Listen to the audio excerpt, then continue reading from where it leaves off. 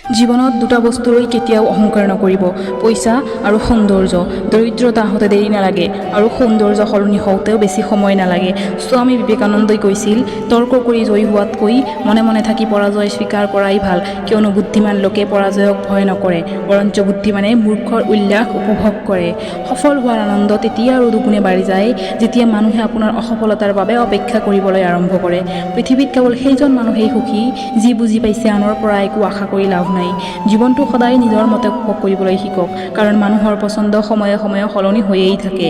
সকলো মানুহৰে আগত নিজৰ দুখ প্ৰকাশ নকৰিব, কাৰণ দৰৱ সকলোৰে লগত নাথাকিলেও নিমখ কিন্তু সকলোৰে ঘৰে ঘৰে থাকে। জীৱনত সদায় ভাল মানুহ হ'বলৈ যত্ন কৰক, কিন্তু প্ৰমাণ কৰিবলৈ চেষ্টা নকৰিব। সকলো মানুহেই জীৱনত কেৱল সুখ বিচাৰে, দুখ কাকো নালাগে, কিন্তু বৰষুণ নোহোৱাকৈ জানো ৰামধেনুৰ সৃষ্টি হ'ব পাৰে? মানুহে কি আচৰিত, যাক ভাল পায় তেওঁৰ বেয়াখিনি নেদেখে, যাক ঘৃণা কৰে তেওঁৰ ভালখিনি নেদেখে। যেতিয়া কোনোবাই অসহায় হৈ পৰে তেতিয়া গোটেই পৃথিৱীখনেই স্বাৰ্থপৰ হৈ পৰে।